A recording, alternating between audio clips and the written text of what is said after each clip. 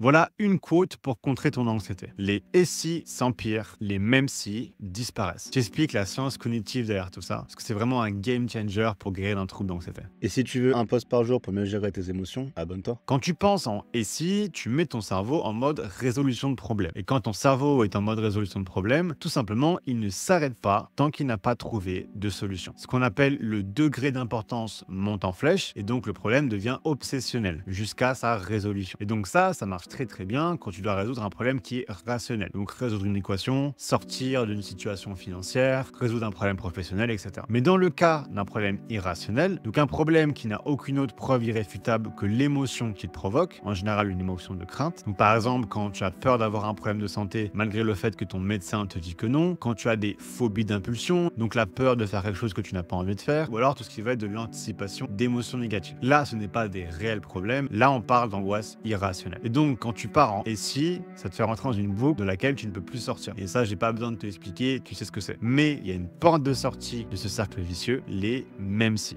Peu importe la douleur émotionnelle qui vient après l'acceptation et la mise en place d'un «même si», qui peut être souvent des conclusions théoriques assez extrêmes, qui ont souvent un rapport avec la mort ou la fin de ta vie, etc. Quoi qu'il arrive, en fait, rentrer dans le «même si» fera disparaître l'angoisse. Je sais que c'est hyper contre-intuitif, mais c'est comme ça. Ce n'est pas car tu ressens une émotion très fortement, sans rien faire pour la combattre, qu'elle va rester et que tu vas finir par croire et vivre dans la réalité de cette nouvelle pensée. C'est justement l'inverse qui se produit. En passant en mode «même si», peu importe comment tu te sens au court terme, ça te fait désactiver le mode résolution de problème de ton cerveau. Donc le degré d'importance du sujet diminue et avec son degré d'obsessionnalité. Donc tu vas penser de moins en moins à ce sujet d'angoisse en particulier. Et donc par conséquent, ce sujet-là va de moins en moins t'atteindre émotionnellement. Donc je le répète une dernière fois, peu importe la douleur qui vient avec l'acceptation de la présence d'une pensée, en commençant à penser en mode «même si», le résultat cognitif est que tu vas de moins en moins y penser.